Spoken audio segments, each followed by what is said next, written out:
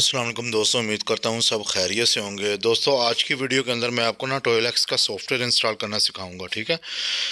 सबसे पहले मैं कंप्यूटर ऑन करके इसके अंदर डाउनलोड के अंदर मैंने ये जो सॉफ्टवेयर डाउनलोड किए हुए हैं, ठीक है, व्हाट्सएप के ज़रिए। तो सबसे पहले मैं इनको ओपन करूँगा, इन सब को कॉपी करके बाहर जो मेन स्क्रीन है उधर मैं इसको सेव कर लूँगा। ठीक है।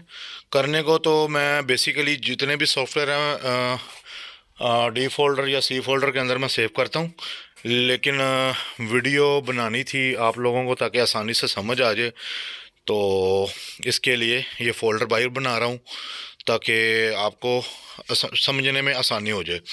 खैर, एक छोटी सी चीज़ नोट करनी है आपने।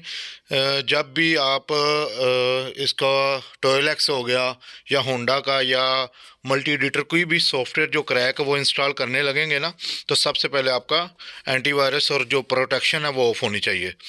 खैर, अब ये मैं फ़ोल्डर को दोबारा से ओपन करूँगा।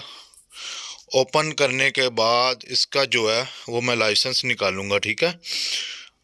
सबसे पहले मैं इसका 369 ये ओपन करूंगा और इसके अंदर ये जो है टोयोलेक्स 3EXE इसको मैं अब ओपन करूंगा। ये इसका जो लाइसेंस आ जाएगा, इसको ओके करूंगा।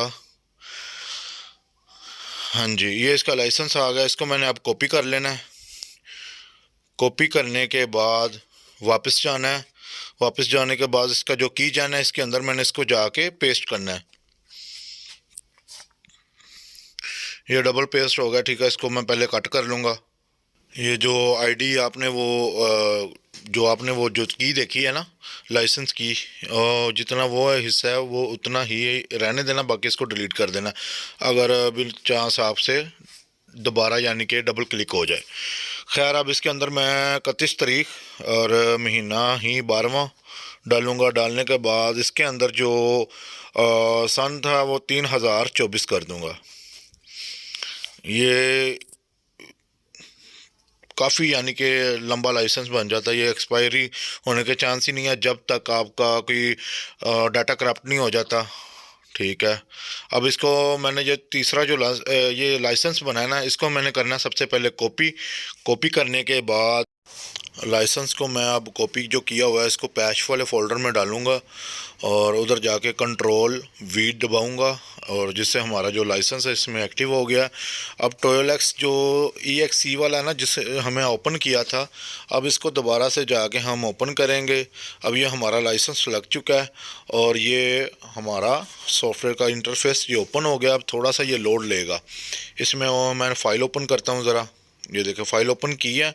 इसको ओके दबाऊंगा, थोड़ी सी लोडिंग लेगा क्योंकि इसने सर्वर के साथ कनेक्ट होना होता है। ये ऑनलाइन सॉफ्टवेयर है और इंटरनेट के बगैर नहीं चलेगा। ये हमारे साइड पर DTC आ गया लिस्ट के अंदर।